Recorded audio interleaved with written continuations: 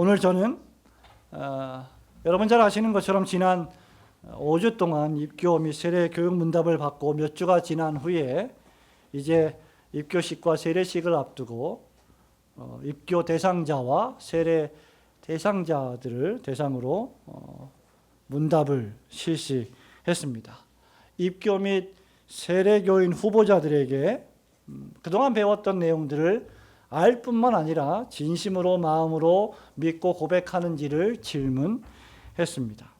그 문답 가운데 모든 우리 후보자들이 거의 대부분 공부한 모든 내용들을 아주 훌륭하게, 대단히 만족스럽게 대답을 잘했습니다. 물론 대답하는 본인은 마음에 안 들 수도 있을 것입니다만은 목사가 볼 때 정말 흡족한 그런 대답을 했다는 점을 말씀을 드립니다. 그런데 그 문답 가운데 제가 가장 중요하게 여겼던 질문을 마지막에 모든 후보자들에게 던졌습니다. 그것은 바로 이것입니다. 당신은 오늘 당장 죽는다면 하나님 나라에 들어갈 확신이 있습니까? 여러분 모두에게도 동일한 질문이 될 것입니다. 좀 더 정확히 말하자면 오늘 당신이 죽는다면 하나님께서 당신을 하나님의 나라에 들여보내셔야 할 이유가 무엇입니까? 이겁니다. 내가 천국에 들어갈 확신이 있다 하더라도 하나님께서 나를 천국에 들여보내셔야 할 이유가 무엇인지를 아는 것은 대단히 중요합니다. 여러분 이 질문에 대한 대답은 우리 후보자들이 잘 대답한 것처럼 유일하게 단 하나밖에 없는 대답입니다. 그것은 바로 나의 구세주가 되시는 주 예수 그리스도에게 나의 믿음을 두었고 그리스도께서 나를 위하여 십자가에서 피 흘리시고 생명을 주셨기 때문에 그분이 나를 천국으로 인도하실 것입니다. 라는 것입니다. 하나님의 나라인 천국에 들어가는 조건은 결국 나에게 있지 않고 나의 행위에 있지 않고 나의 공로에 있지 않고 예수 그리스도와 그분이 하신 공로에 있다는 것을 분명히 해야 합니다. 오늘 우리가 읽은 이 하나님의 말씀인 본문 말씀이 의미하는 바도 역시 정확히 이것입니다. 여러분 사도행전 15장 말씀은 예루살렘 공의회가 모여서 이방인 신자가 예수님을 믿게 되었을 때 하나님 나라에 이 예수 믿는 이방인 신자들이 어떻게 가입되느냐라고 하는 문제로 논쟁이 벌어졌고 그 논쟁을 해결하기 위해서 사도들과 장로들이 모여서 신학회의를 연 것이 사도행전 15장입니다. 여러분 이 말씀은 단순히 누가 교회에 가입되느냐, 누가 교회에 등록교인이 세례교인이 되느냐 아니냐의 문제가 아니라 지난주에 우리 교수님 말씀하신 것처럼 누가 하나님의 나라에 들어가느냐에 대한 보다 근본적인 문제입니다. 그리고 이 문제는 입교와 세례 문답을 받은 후보자들 뿐만 아니라 오늘 오후 예배에 참석하여 이미 입교하고 이미 세례를 받을 때 하나님과 사람 앞에서 하나님을 온전히 경배하고 당회의 치리에 복종하고 하나님 말씀을 따라서 살겠다고 서약한 여러분 모두가 이미 받은 그 서약에 대한 스스로 질문하고 대답할 내용이기도 합니다. 오직 하나님께만 영광을 돌리고 사람에게 영광을 돌리지 말라고 강권했던 2주 전에 우리 말씀 기억나시죠? 설교 제목 기억하십니까? 어제 일도 모르는데 목사님 제우스와 헤르메스 딱 하나 단어 하니까 벌써 기억하시잖아요. 우리는 조금 건드려주면 이게 다 기억이 나요. 누가 안 건드려주니까 모르는 거죠. 그 설교의 초점이 뭐예요? 모든 피조물들은 하나님께 영광을 돌려야 하고 사람을 향해서는 존중과 존경을 해야 할 대상이지 경배해야 할 대상이 아니라는 겁니다. 바울과 바나바가 그렇게 자신들에게 스포트라이트가 비춰지는 것을 거부하고 하나님께만 영광을 돌리십시오. 우리는 당신과 똑같은 사람입니다. 라고 말했던 그 바울과 바나바가 지금 또 다른 교리적 문제에 직면했습니다. 여러분 초대교회가요. 우리가 뭐 속된 말로 뭐 초대교회로 돌아가자, 뭐 초대교회가 막 순수하고 거룩한 교회다라고 얘기하잖아요. 예, 물론 초대교회가 그런 훌륭한 교회였습니다. 불구하고 초대교회 역시 매일매일, 매주, 매달, 매해마다 문제의 연속이었습니다. 여러분, 이 바울과 바나바가 직면한 또 다른 문제가 무엇입니까? 그것은 유대로부터 온 어떤 사람들이 1절에 보니까 사람들을 막 가르치기 시작한 거예요. 그 가르침의 내용이 뭡니까? 너희가 모세의 법대로 할례를 받지 않으면 구원을 받지 못할 것이다 라고 주장한 것입니다. 이에 대해 바울과 바나바는 단호한 입장을 취했습니다. 그리고 그것은 오늘 우리가 읽은 본문의 결론인 11절에 잘 나타나 있듯이 이방인들도 구약의 성도들과 마찬가지로 우리와 동일하게 주 예수의 은혜로 구원을 받는다는 것이었습니다. 성도 여러분, 오후니까 한번 따라해 보실까요? 주 예수의 은혜로 구원을 받습니다. 주 예수의 은혜로 구원을 받습니다. 여러분 믿으십니까? 네. 죄인이 구원을 얻는 것은 오직 하나님의 은혜로만 가능한 일입니다. 오직 은혜로 받는 구원, 이것이 오늘 본문의 핵심입니다. 두 가지를 말씀드리려고 합니다. 오직 은혜로 받는 구원, 하나님이 예비하신 구원을 우리가 은혜로 받는데, 이 은혜로 구원을 받는다고 할 때 우리가 빠지기 쉬운 두 가지 오류가 있습니다. 그 첫째가 바로 율법주의적 공로의 신앙생활입니다. 은혜로 구원을 받는 신자들은 율법주의적 공로의 신앙생활을 배격하는 거예요. 여러분 1절 말씀 다시 한번 읽어볼까요? 1절 천천히 읽습니다. 시작.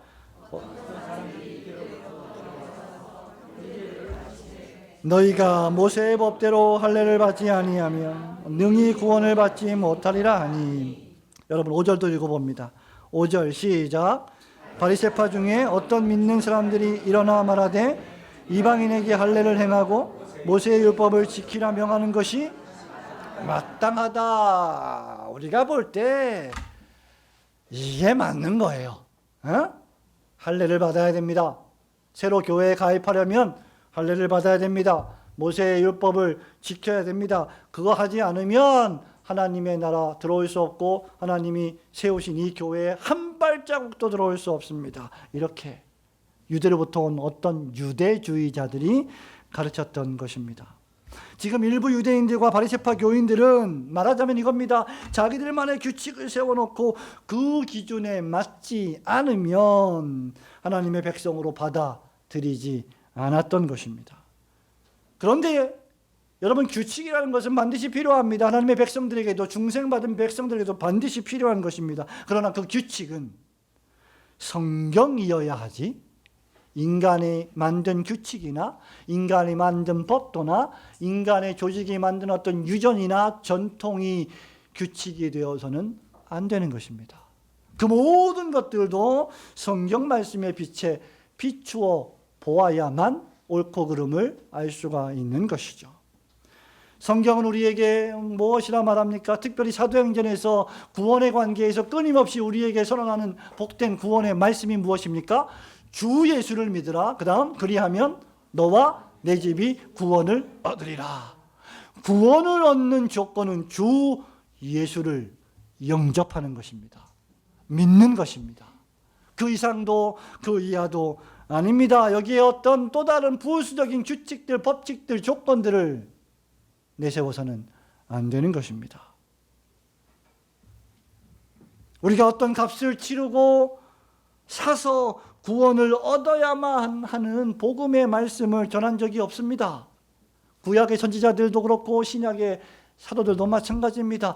하나님의 나라에 들어가려면 당신들은 이것을 행해야 되고 이것을 지켜야 됩니다라고 말한 적이 한 번도 없어요. 물과 성령으로 거듭나지 아니하면 하나님 나라를 볼 수 없다고 했습니다.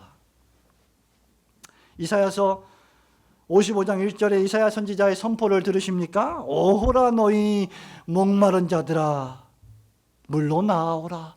돈 없는 자도 오라. 너희는 와서 사 먹되 돈 없이 값 없이 와서 포도주와 젖을 사라.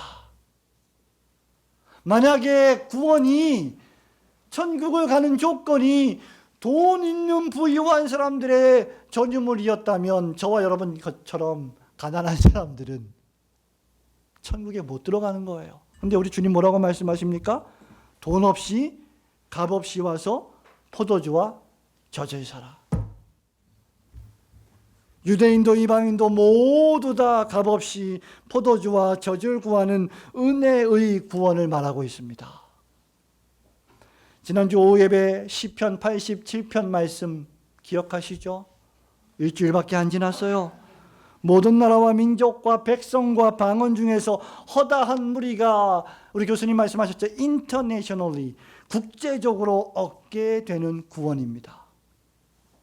구약에서는 도래할 메시아 구주 예수 그리스도를 믿음으로 신약 백성들은 성육신하신 구세주 예수 그리스도를 믿음으로 구원을 얻은 것입니다. 그리고 이제 우리는 다시 오실 주 예수 그리스도를 믿음으로 구원을 얻는 것입니다. 그런데 유대주의자들 또는 할례당들, 외면적인 율법 준수를 강조했던 바리새파들, 서기관들, 이들은 무엇을 주장한 것입니까? 1절에 보니까 모세의 법이라고 했습니다. 모세의 유전 또는 모세의 전통입니다. 그것은 무엇입니까? 할례를 행하고 모세의 전통인 율법을 지키라는 것입니다. 노골적으로 말하면 그리스도를 믿는 믿음만으로는 뭔가 부족하다는 거예요.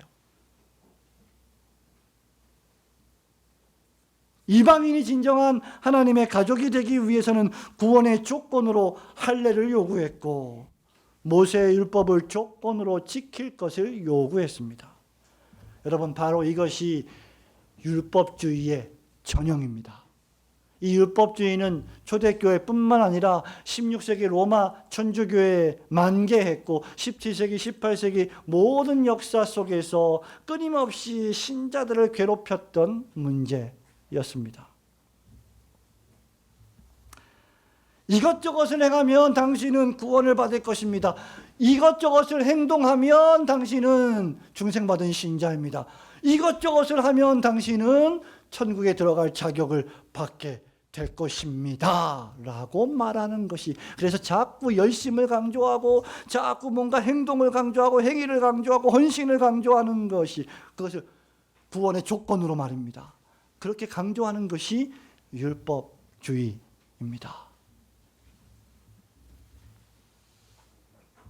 하지만 바울이 분명히 말하고 있듯이 여러분이 로마서를 아주 주의 깊게 읽었다고 한다면 그 어떤 육신의 행위로도 죄인이 의롭다함을 얻지는 못할 것입니다. 사람이 의롭다함을 받아 구원을 얻는 것은 오직 주 예수 그리스도 그분과 그가 우리를 위하여 행하신 일을 믿고 받아들이는 것뿐입니다. 그 그리스도 예수를 믿을 때 더 이상 우리에게는 정죄함이 없는 것입니다.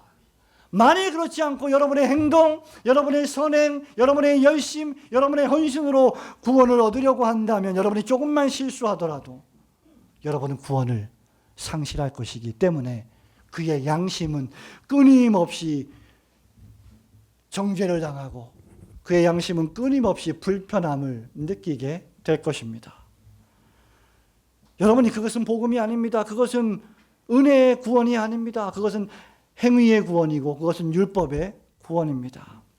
죄인이 이것을 싫어하는 이유는 단 한 가지예요. 은혜로 말미암는 구원을 싫어하는 이유, 죄인이 그것을 싫어하는 이유는 단 한 가지입니다. 바로 자기 자신이 뭔가 구원을 얻기 위해서 내세우고 자랑할 것이 있어야 되는데, 주 예수 그리스도의 복음을 받아들이면 내가 죄인이라고 하는 사실을 인정해야 되기 때문에, 예수님 아니면 구원을 얻을 다른 분이 없음을 인정하는 꼴이 되기 때문에 하나님 앞에서 뭔가 내가 내세울 게 없으니까 싫어하는 겁니다. 인간의 교만이죠. 그래서 율법주의가 우리의 신앙생활에 자꾸 꼬리를 틀고 자꾸 계속해서 깎아도 나오는 수염처럼 계속 나오는 겁니다. 여러분 신앙생활을 잘하다가 은혜로 잘 시작했다가 율법으로 마치는 사람이 어떤 사람들입니까? 내가 이렇게 주님 앞에서 헌신했는데 왜 나에게 이 정도밖에? 이게 율법주의의 전형이에요. 그러므로 예수 그리스도를 믿는 믿음으로만 구원을 얻는 것이지 율법의 행위로 구원을 얻는 것이 결코 아님을 기억하시기 바랍니다. 그런데도 율법을 구원의 조건으로 내세우고 할례를 구원의 조건으로 내세운다면 그것은 바로 예수 그리스도의 속죄 사역, 날 위하여 피를 흘려주신 그분의 사역이 충분하지 않다는 것을 내 스스로 나타내는 꼴이 되는 겁니다. 그렇기 때문에 바울이 갈라디아서 1장에서 그렇게 강력한 어조로 예수 그리스도의 복음 외에 다른 복음을 전하면 너희가 저주를 받을지어다. 사도가요. 얼마나 무서운 분인지 아십니까? 복음에 대하여 다른 예수 그리스도의 복음에 대하여 손상해가는 다른 거짓 교훈을 전하면 저주를 받을 것이다라고까지 말했던 인물이 바로 바울입니다. 바리새인들은요, 자기도 지키지 못하면서 다른 사람도 지키지 못할 여러 가지 율법의 조건들을 강요함으로 자신들이 정말 참된 구원이 필요한 무능력한 죄인임을 은연중에 증명하는 인생이 될 뿐입니다. 우리 예수님이 바리새인을 향해서 비난하신 비난의 내용이 무엇인지 여러분 기억하시죠? 저들은 회칠한 무덤과 같다. 무덤이 회를 칠했어요. 회를 칠했다는 말은 예쁘게 만들어놨다는 얘기입니다. 페인트 칠을 했다는 말입니다. 디자인을 잘 했다는 말이에요. 그런데 그 속은 무덤이에요. 여러분, 우리의 선행으로 우리의 행위로만 구원을 얻을 수 있다면 우리는 하나님 앞에서 구원을 얻기는커녕 즉시 하나님의 진노와 심판을 당하고 말 것입니다. 여러분의 인생을 살아가면서요, 내가 행한 최고의 선행을 한번 생각해 보십시오. 여러분 선행 많이 하시죠? 매일매일 선행을 추구하시죠? 착한 행위를 하시죠? 마태복음 5장에 우리 주님이 너희의 착한 행실을 세상 앞에 비추게 하여 사람들이 너희의 착한 행실을 보고 하나님 아버지께 영광을 돌리게 하라고 했으니 우리는 매일매일 선행을 해야 됩니다. 그런데 여러분이 하는 모든 선행 중에 가장 최고의 선행이라 할지라도 우리가 죄인이기 때문에 그 죄로 오염되어 하나님 앞에 구원을 얻을 만한 공로가 되지 못합니다. 안 돼요. 그러므로 신약시대의 교회에서는 은혜로 받는 구원 앞에 유대인과 이방인의 차별은 존재하지 않습니다. 제가 미국에서 박사학위 공부를 하면서 깜짝 놀랐던 것 가운데 하나가 이것입니다. 우리 모든 가족이 미국에 있는 가장 저명한 First Presbyterian Church에 출석을 했는데 미국 유명한 저명한 목사님이 목회하시는 교회입니다. 미시시피 잭슨 도심지 한 중앙에 있는 교회에 한 2,000명 정도가 모이는 교회입니다. 그런데 놀랍게도 제가 그 교회에 한 6개월 동안 출석을 하면서 흑인을 본 기억이 단 한 번도 없습니다. 물론 일하시는 직원 흑인 제외하고 말입니다. 거의 모든 대다수의 회중들이 백인들이에요. 인종차별이 가장 심한 나라가 미국인데 그 중에서도 미국 남부가 가장 심한 곳입니다. 남북전쟁에 했을 때 가장 치열한 격전지가 미국 남부 주들이었어요. 그 중에 하나가 루이지애나, 미시시피예요. 백인만 있는 교회, 흑인만 있는 교회. 여러분 그것이 이 지상 생애를 살아가면서 우리가 저지르는 오류와 실수 가운데 하나입니다. 그래서 그런 어떤 파당을 짓는 그런 어떤 차별이 있는 구별이 있는 교회가 아니라 우리는 정말 그리스도의 그 십자가 사랑으로 하나가 되는 교회를 만들어 보자라고 해서 새롭게 시작된 교회 운동이 Redeemer Church Movement예요. 리디머 교회는 모든 인종들이 다 모여서 예배를 드리고 한국의 목사님 한 명을 훈련시켜서 한국으로 파송해서 한국의 리디머 교회가 또 하나 생기는 그런 일도 했던 귀한 교회입니다. 어떤 교회를 가면요, 경상도 사람들만 있어요. 어떤 교회를 가면 전라도 사람들만 있어요. 어떤 교회를 가면 충청도 사람들만 있어요. 은연중에 교회 안에서 그러한 차별이 있다면 그것은 은혜로 받은 구원을 율법주의로 남용하는 것이 됩니다. 교회 안에는 남녀노소 차별이 존재해서는 안 됩니다. 빈부 귀천으로 차별을 조장해서도 안 됩니다. 모든 사람들이 주 예수 그리스도를 믿음으로 말미암아 의롭다함을 받고 구원을 얻기 때문입니다.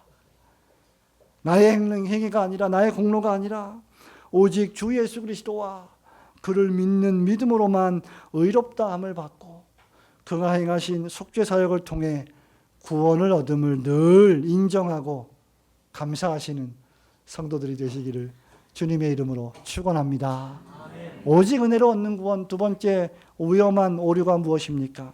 첫 번째가 율법주의의 삶을 배격하는 것이라고 했다면 그 정반대입니다. 또 다른 오류는 율법 폐기론주의적 남용의 삶을 배격하는 것입니다. 여러분 15장 8절 9절 말씀 함께 읽겠습니다. 또 마음을 시작.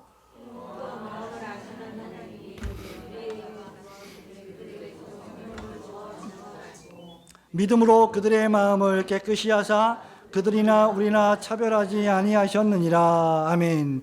확실히 유대인이나 이방인이나 성령을 주셔서 증언하게 하시고 성령님이 그 영혼 안에 내주하셔서 믿음으로 그들의 마음을 깨끗하게 하셨습니다. 그 결과가 무엇입니까? 유대인과 이방인을 하나님은 차별하지 않으셨고, 그렇게 구원받은 사람들은 구원받은 유대인들은 이방인을 차별하지 않고, 또 그렇게 구원받은 이방인들 역시 유대인을 차별하지 않고 그리스도 안에서 한 가족이 되는 놀라운 연합을 나타내는 하나님 나라의 백성으로 살아가는 것, 이것이 바로 교회입니다. 그렇다고 하면 자연스럽게 구원받은 신자의 신앙생활에 있어서 율법, 즉 하나님의 계명의 용도가 무엇이어야 하는지에 대한 질문이 뒤따라야 할 것입니다. 구원받은 신자에게 율법의 용도를 바르게 이해하기 위해서는 이신칭의 교리에 대한 올바른 이해가 선행되어야 합니다. 구원에 대한 이해가 잘못되면 행위에 대한 이해가 잘못되기 때문입니다. 바로 이런 의미에서 종교개혁자 마틴 루터는 칭의 교리를, 다른 모든 교리도 중요하지만 죄인이 믿음으로 말미암아 의롭게 된다고 하는 이 칭의 교리가 교회가 서기도 하고 넘어지기도 하는 신앙 조항이라고 한 것입니다. 칼빈 역시 칭의 교리야말로 모든 신앙의 주된 요점이다라고 강조할 정도였습니다. 어떤 신학자는 이신칭의 교리를 기독교 진리 전체, 성경에 있는 기독교 진리 전체를 떠받드는 아틀라스, 즉 지도라고 한 바 있습니다. 만일 아틀라스가, 이 지도가, 큰 지도가 줄어든다면, 즉 무슨 말입니까? 이신칭의 교리가 자꾸 축소된다면 그 이신칭의의 복음이 땅에 떨어질 것이라고 경고한 바 있습니다. 칼빈의 기독교 강요 3권 11장 믿음으로 말미암는 칭의 제3항 마지막 부분에서 칭의가 하나님께서 우리를 의인으로 인정하사 그의 사랑 속으로 우리를 받아들이는 것입니다 라고 쓰고 있습니다. 칭의가 무엇이냐? 우리를 하나님이, 죄인된 우리를 의인으로 인정하사 당신의 사랑 속으로 받아들이시는 것이 칭의다. 그리고 이 칭의에는 두 가지, 즉 죄인의 죄를 씻는 일, 즉 죄의 사면과 둘째로 그리스도의 의를 우리에게 전가시키는 일이라고 정의하고 있습니다. 말하자면 그리스도께서 십자가에 달리심으로 율법에 순종하셨고 우리를 위한 하나님의 저주와 진노를 온몸으로 당하심으로 말미암아 우리가 죄 사함을 얻고 우리가 정죄함을 당하지 않고 우리가 다시 살아남을 얻고 의롭다함을 받게 된 것입니다. 그리스도께서 이렇게 하신 모든 일은 전부 다 죄인된 여러분을 위해 하신 일입니다. 예수님이 이 세상에 오셔서 모든 율법을 다 지키셨고 그리스도는 믿는 신자들인 여러분을 위하여서 완전한 율법의 순종의 삶을 사셨습니다. 죄를 범하지 않으셨습니다. 만일 여러분이 진심으로 회개하고 예수님을 믿고 영접한다면 그 순간 성령님께서 예수 그리스도께서 당신의 순종을 위하여 얻으신 그 의를 여러분에게 옮겨주시고 하나님의 진노를 받을 여러분의 죄악들을 그리스도에게로 옮겨주시는 놀라운 교환이 벌어지는 것입니다. 이것이 종교개혁자들이 늘 말하던 The Great Exchange, 위대한 교환, 교리 또는 이중적 교환, 교리입니다. 우리가 예수님을 영접할 때, 우리가 예수님을 환영하고 받아들일 때, 우리가 예수님을 입술로 고백할 때 우리에게 향한 저주는 그리스도에게로 옮겨가고 그리스도의 의가 법적으로 우리에게 와서 우리의 소유가 되는 것입니다. 마치 우리가 모든 율법을 다 지켜 순종한 것처럼 여겨 주시는 것입니다. 그렇지 않으면 우리는 하나님의 저주와 심판을 당할 죄인으로 드러날 것이기 때문입니다. 그러므로 율법을 지키고 할례를 행해야 구원을 얻는다고 말하는 것은 바로 이 예수 그리스도의 십자가 속죄 사역이 충분하지 않다고 말하는 참남한 것이 되는 것입니다. 의롭다함을 받은 율법과 계명은 이제 여러분에게, 구원받은 여러분에게 능히 매지 못해서 쩔쩔매는 주께서 진짜 언제까지 이렇게 내가 이렇게 살아야 돼, 내가 어떻게 이렇게 율법을 지키면서 구원을 얻으려고 노력해야 돼가 아니라, 그런 무거운 멍해가 아니라 감사함으로 기쁨으로 준행하고 사랑으로 지키는 사랑의 계명이 되는 것입니다. 바로 여기서 율법의 용도가 신자에게 나옵니다. 거듭난 신자에게, 다시 태어난 신자에게 율법 준수는 하나님을 사랑하는 표현이지 구원을 얻는 조건이 아닙니다. 여러분이 몇 년을 살아야, 여러분이 몇백 년을 살아야 하나님으로부터 구원을 받기에 합당한 순종을 행할 수가 있겠습니까? 입만 열면 우리 입에서 나오는 것이 악이요, 죄요, 악독한 것인데 말입니다. 이 모든 것을 사도 요한의 말씀으로 요약하자면 바로 다음과 같습니다. 요한일서 5장 2절 3절입니다. 여러분 요한일서 5장 2절 펼쳐보십시오. 우리 오후니까 우리가 좀 움직이면서, 더워서 지금 에어컨을 켰죠? 예, 잘하셨습니다. 건조하면 졸려요. 요한일서 5장 2절 3절 같이 읽습니다. 5장 2절 3절 시작. 우리가 하나님을 사랑하고 그의 계명들을 지킬 때에 이로써 우리가 하나님의 자녀를 사랑하는 줄을 아느니라.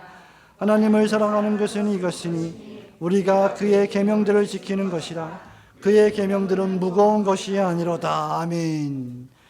하나님께서 베푸신 놀라운 은혜를 받은, 의롭다함을 받은 죄인은 그래서 결코 율법 폐기론주의자로 살지 않습니다.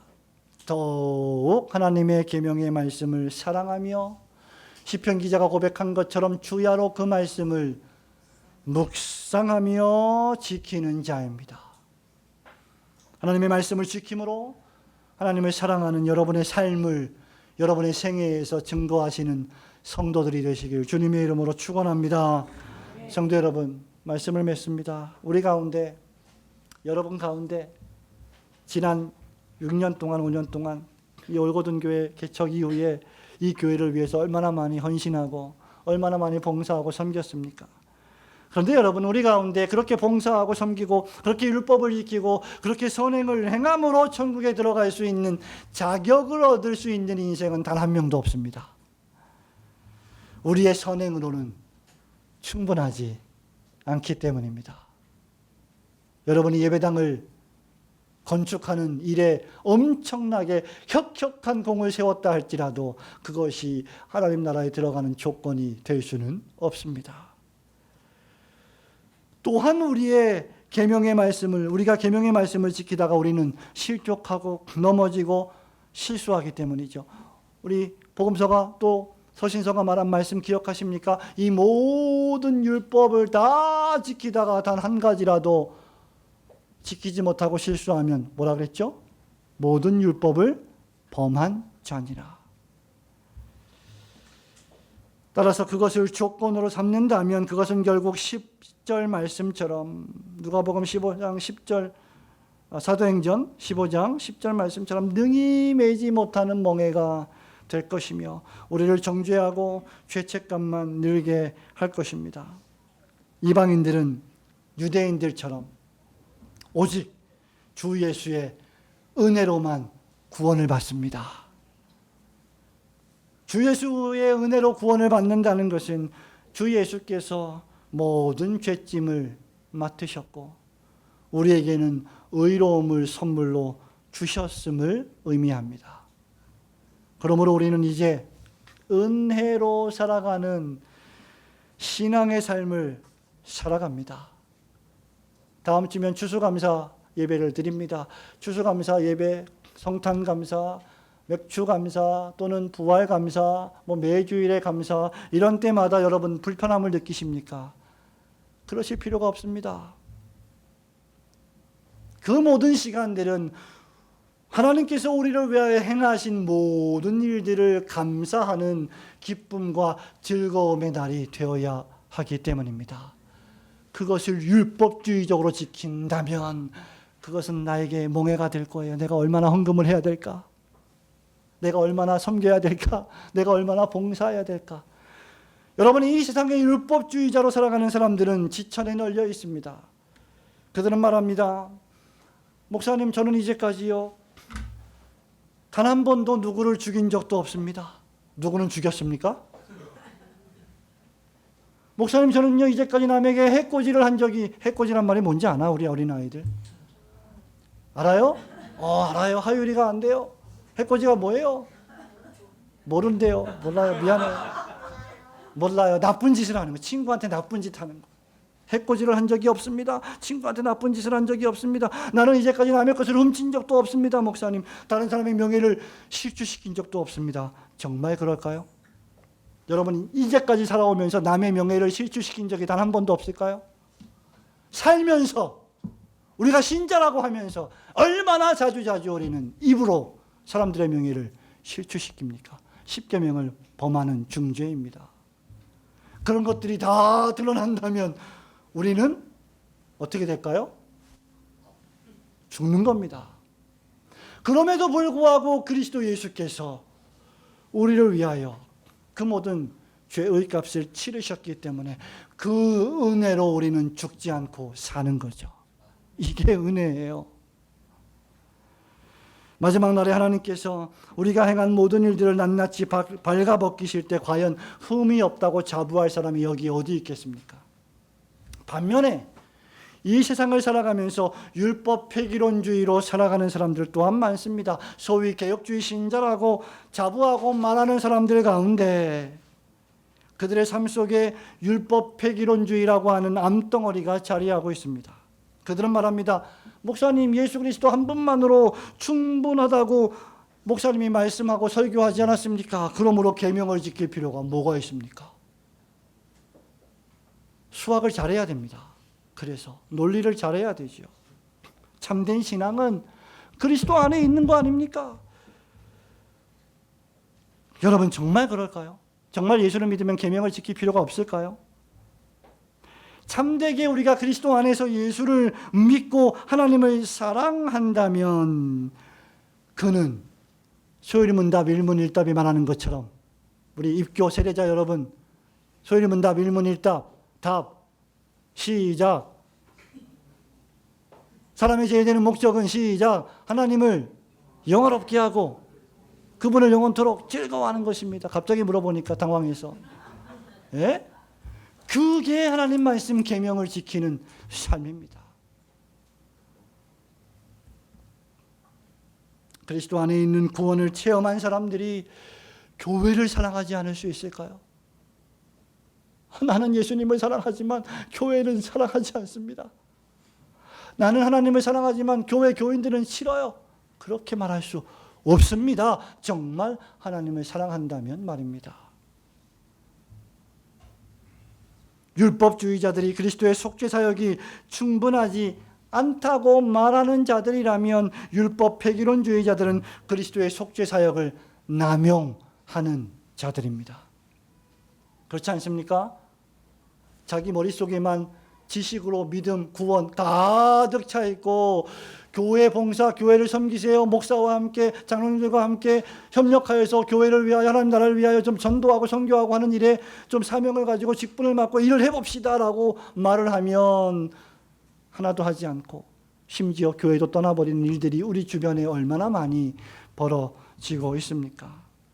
성도 여러분, 참된 신자는 은혜로 살아가는 신앙의 삶을 살아갑니다. 그 누구도 여러분에게 강요하지 않습니다. 압제하지 않습니다. 참된 신자는 은혜로 구원을 얻고 은혜로 하나님의 계명을 지킵니다. 복음은 우리에게 오직 은혜로 말미암는 믿음으로만 살아가는 법을 우리에게 가르쳐주기 때문입니다. 오직 은혜로 받은 구원에 감격하여 오직 은혜로 주님의 계명의 말씀과 주님이 주신 사명을 잘 감당하시는 성도들이 되시기를 우리 주님의 이름으로 축원합니다. 아멘.